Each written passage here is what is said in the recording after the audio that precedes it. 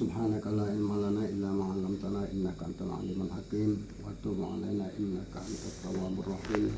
Wala haula wala quwwata illa billahil aliyyil azim. Wala haula wala quwwata illa billahil aliyyil azim. Wala haula wala quwwata illa billahil aliyyil azim. Pertama-tama puji syukur kita panjatkan kepada Allah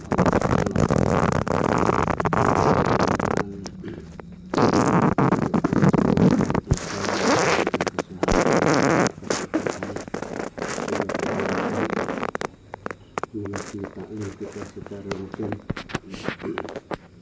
Namun sebelumnya terlebih dahulu kita menyatukan dulu niat,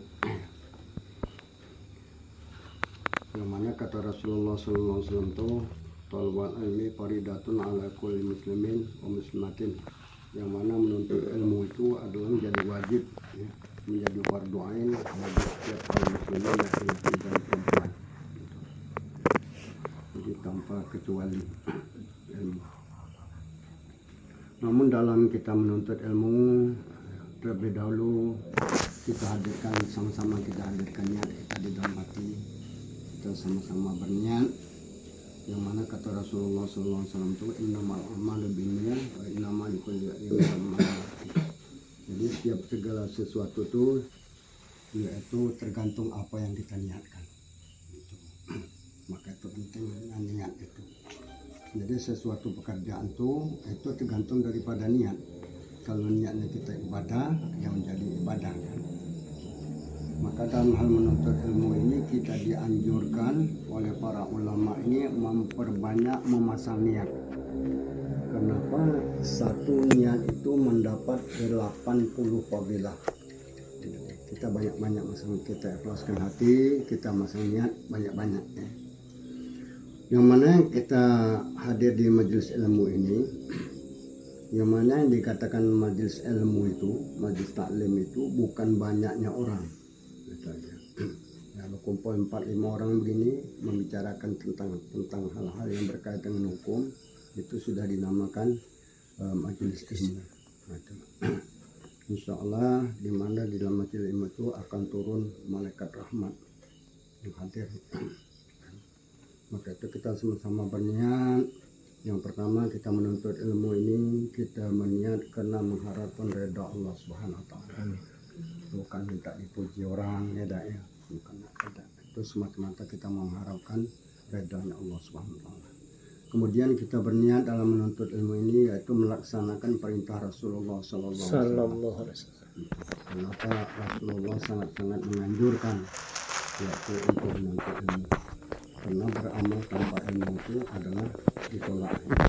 Beribadah tanpa ilmu itu ibadah. Kemudian kita berniat menuntut ilmu ini, yaitu kita berniat setelah kita memperoleh ilmu itu, yaitu kita berniat untuk mengamalkan. Setelah kita peroleh, kita amalkan. Kemudian kita berniat pula untuk ilmu ini, setelah kita memperoleh ilmu, mendapatkan ilmu itu, kita berniat untuk mendakwakan kepada orang lain. Sebanyak orang kepada kita. Nah, kemudian kita berniat juga menuntut ilmu ini untuk mendengarkan dan memperhatikan apa-apa yang kita bicarakan dalam hal ini. Mudah-mudahan Allah Subhanahu wa taala memuliakan kita serta memberi pemahaman dan hidayah kepada kita.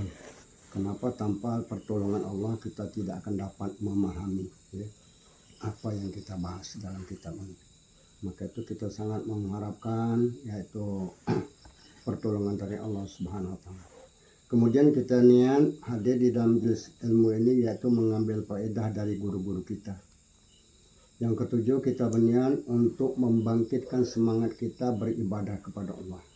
Jadi dengan kita berilmu itu, ya semangat kita untuk beribadah itu ya tambah kuat. Kenapa? Kita tahu kan. Kemudian kita berniat untuk menjaga waktu kita jangan terbuang dengan sia-sia.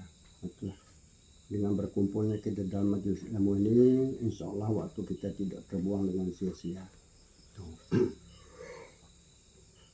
Kenapa kita melepaskan dulu pembicaraan yang menyangkut dunia, kita fokus dulu ke tentang perkara-perkara yang berhubungan dengan ilmu. Kemudian kita berniat menuntut ilmu ini itu untuk mendekatkan diri kepada Allah. Kemudian kita berniat untuk ilmu ini untuk membersihkan hati, ya. Kemudian kita berniat untuk ilmu ini agar termasuk ke dalam golongan orang yang baik-baik. Kemudian yang ke-12 kita berniat untuk ilmu ini apabila datang kematian dalam berbuat kebaikan, ya. Orang-orang yang dalam berbuat kebaikan. Jadi mudah-mudahan kita berniat dalam menuntut ilmu ini, manakala kita mati kita termasuk dalam orang-orang yang dalam menuntut ilmu, mati dalam menuntut ilmu. Kemudian kita berniat untuk ilmu itu yaitu mempererat hubungan kita dengan orang yang baik-baik, duduk bersama dengan orang-orang yang soleh, ya. Kemudian ketika niat untuk ilmunya untuk mengalahkan setan dan hawa nafsu dunia. Supaya ini sangat berat tentang kita, yaitu hawa nafsu. Kemudian kita niat untuk ilmunya untuk menyerupai amalan para malaikat, yang mana malaikat itu senantiasa berbuat taat kepada Allah Subhanahu wa taala. Kemudian dengan menuntut ilmu mudah-mudahan diangkat Allah Subhanahu wa taala derajat kita di sisi Allah Subhanahu wa taala. Mudah-mudahan dengan menuntut ilmu ini kita digolongkan orang yang mendapatkan istighfarnya para malaikat. Masya Allah. Para malaikat itu diciptakan Allah semata-mata untuk beribadah, beristighfar. Ada yang beristighfar bekerjanya malaikat itu. Maka itulah mudah-mudahan kita dalam menuntut ilmu ini kita mendapatkan istighfarnya para malaikat. Kemudian dengan menuntut ilmu ini membuat kita semakin takut kepada Allah. Jadi yang dimaksud takut dengan Allah itu bukan semakin menjauh, tapi semakin mendekat. Kemudian dengan menuntut ilmu ini kita mengharapkan ampunan dan ridhanya Allah Subhanahu wa taala. Itulah diantara niat-niat kita pasang kita menuntut ini yang disimpulkan dengan